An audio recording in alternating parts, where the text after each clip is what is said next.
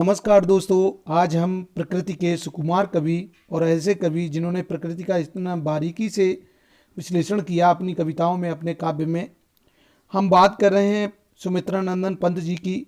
उन्होंने किस तरह का काव्य सर्जन किया, उनके जीवन के बारे में सारी चर्चा होगी। लेकिन इससे पहले यदि आप इस चैनल पर नए हैं और चैनल को आपने सब्सक्राइब नहीं किया तो मेरा निवेदन है कि चैनल को सब्सक्राइब कर लें, ताकि हिंदी विषय से संबंधित और बहुत सारी महत्वपूर्ण जानकारियां आप तक पहुंचें।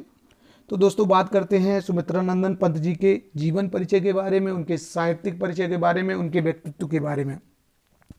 प्रारंभ में छायावादी रहे वो, फिर प्रगतिवादी और अंत में आध्यात्मवादी।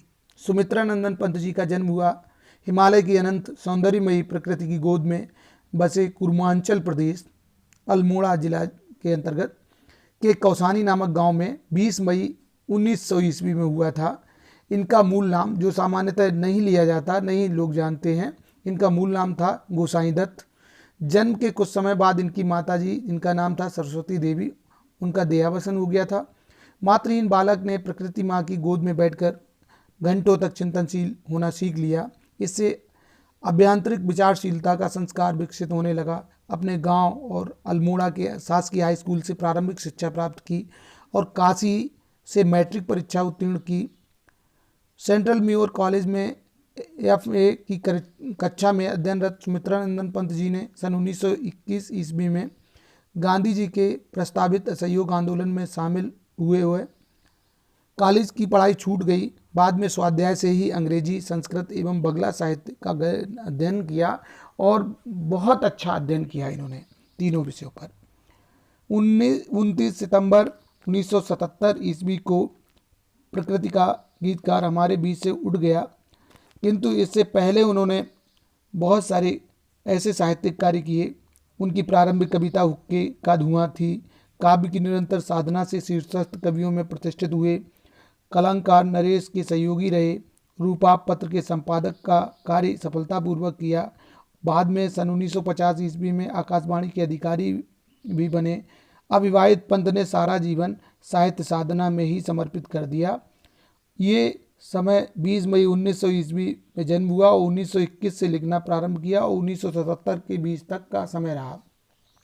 उनकी जो प्रमुख रचनाएं हैं वो हैं पंत जी की रचनाएं। उनमें वाणी, ये रचना जो है प्रेम, सौंदर्य और प्रकृति के चित्रों से युक्त रचना है। पल्लव छायावादी शैली पर आधारित काव्य संग्रह है। गुंजन सौंदर्य की अनुभूति प्रधान गंभीर रचना है। युगांत, युगमाड़ी ग्राम्य रचना जो है वो प्रगतिशील विचारधारा की मानवतावादी कविताएं इसमें संग्रहित हैं। स्वर्ण किरण, स्वर्ण धूलि, युगपथ, उत्तरा, अतिमा, रजत रश्मि, शिल्पी, कला और बूढ़ा चांद, चिदम्बरा, लोकायतन महाकाव्य, इनके ये सब बहुत प्रमुख रचनाएं और प्रसिद्ध रचनाएं हैं। इसके अलावा भी ग्रंथि, खंडकाव्य, ज्योत्सना, परी, रानी आदि नाटक, हाट नाम का उपन्यास, 5 कहानियों का संग्रह भी है। मधु ज्वाल, उमर खयाम की रुबाइयों का अनुवाद इन्होंने किया है और रूपा पत्र का संपादन। उनकी प्रतिभा का प्रमाण है कि वो कितने टैलेंटेड थे, कितने प्रतिभावान थे। उन्हें कौन कौन सी उपाधियां और पुरस्कार मिले, इन पर भी चर्चा होना जरूरी है, क्योंकि ये बहुत बड़े कवि थे। लोकायतन महाकाव्य है जो उत्तर प्रदेश सरकार द्वारा पुरस्कृत है। उस समय 10,000 रुपये की राशि से पुरस्कार दिया गया था। कला और बूढ़ा चांद पर साहित्य अकादमी द्वारा 5,000 रुपये का पुरस्कार इन्हें प्राप्त हुआ था। चिदम्बरा पर 1 लाख रुपए का पुरस्कार ज्ञानपीठ पुरस्कार द्वारा दिया गया। ज्ञानपीठ पुरस्कार प्राप्त करने वाले हिंदी के सबसे पहले कवि सुमित्रा नंदन पंत जी थे। भारत सरकार ने इन्हें पद्म भूषण पुरस्कार भी दिया। तो साथियों, इस तरह से ये बहुत पुरस्कारों से पुरस्कृत हुए। भाव पक्ष की बात करें तो सुमित्रा नंदन पंत जी सुकुमार, भावना और कोमल कल्पना के कवि हैं। पंत जी स्वभाव से अत्यंत कोमल और सुकुमार थे। उन्होंने अपने काव्य में कोमल बिंबों का ही विधान किया है।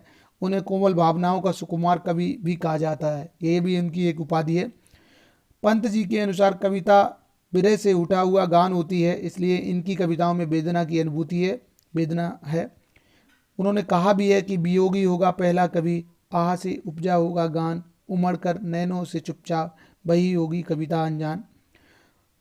पंत जी का सारा जीवन प्रकृति की गोद में बीता, अतः प्रकृति के साथ ही उन्होंने भावात्मक तल्लीनता स्थापित कर ली। पंत जी की कविता में प्रकृति के रूप, रंग, रस, गंध, ध्वनि तथा गति के चित्र प्राप्त होते हैं। इसके बाद उनकी कविताओं में प्रेम भाव है, सौंदर्य है। चिर कुमार कवि पंत जी की कविता छायावादी है।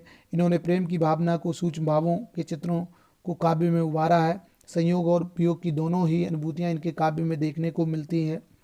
रहस्य भावना है, अज्ञात और दिव्य सत्ता के प्रति जिज्ञासा को अपने मौन निमंत्रण में कहते हैं वह।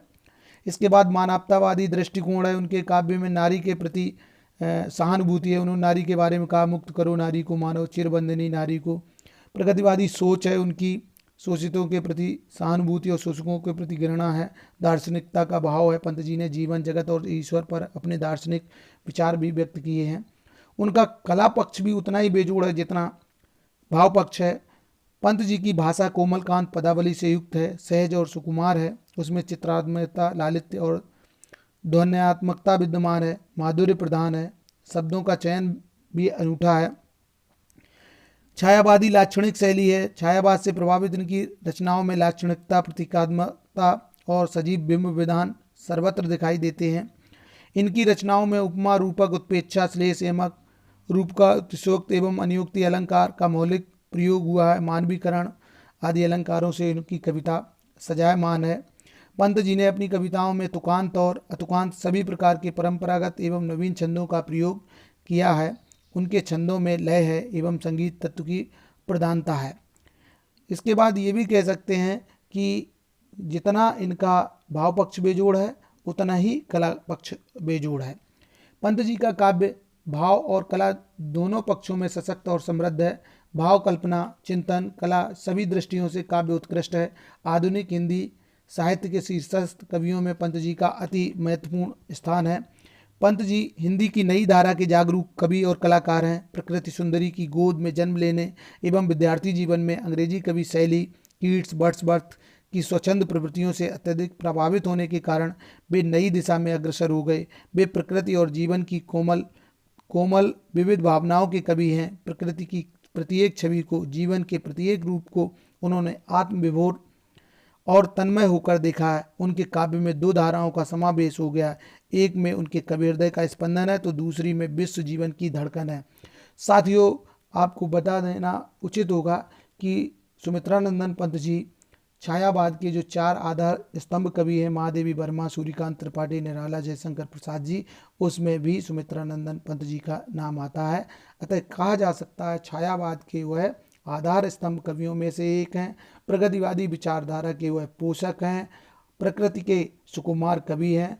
तो ऐसे कवि जिनके जीवन के बारे में, सुमित्रानंदन पंत जी के जीवन के बारे में हमने जाना, पढ़ा, उनकी बहुत सारी रचनाओं के बारे में जाना, उनका साहित्य के बारे में जाना।